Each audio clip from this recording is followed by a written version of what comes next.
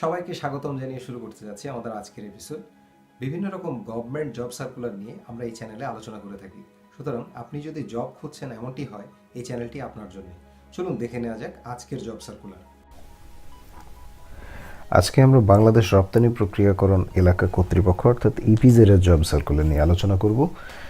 চলুন আমরা জব সার্কুলারের যে পদগুলি আছে সেগুলো দেখে নিই।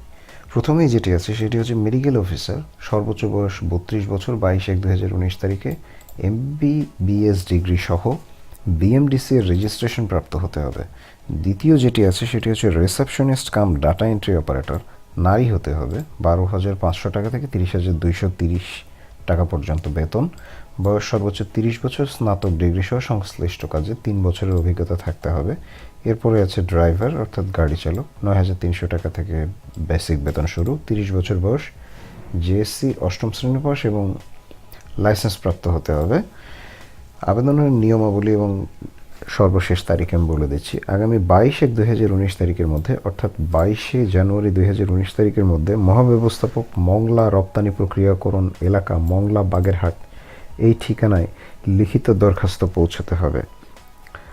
এবং ক্রমিক নং 2 উল্লেখিত পদের জন্য বর্ণিত শিক্ষাগত যোগ্যতা ও অভিজ্ঞতা সম্পন্ন শুধুমাত্র নারীরা আবেদন করতে পারবেন। এবং এখানে 22/1/2019 তারিখে বয়স নির্ধারণ করতে হবে। দরখাস্তের সাথে যে সমস্ত কাগজপত্র দাখিল করতে হবে এখানে দেয়া আছে, আপনারা কষ্ট করে দেখে নেবেন।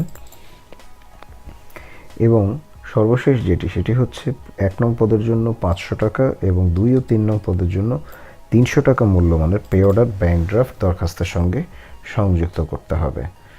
তো আপনারা সবাই আবেদন করবেন যারা যোগ্য আছেন। আর আমি ওয়েবসাইটের লিঙ্কটি ডেসক্রিপশন বক্সে দিয়ে দিব, bebza.gov.bd। এই ওয়েবসাইট থেকে আপনারা ফর্ম, আবেদনের জন্য যে ফর্ম আছে সেটি আপনারা পেয়ে যাবেন। তো আপনারা আবেদন করবেন।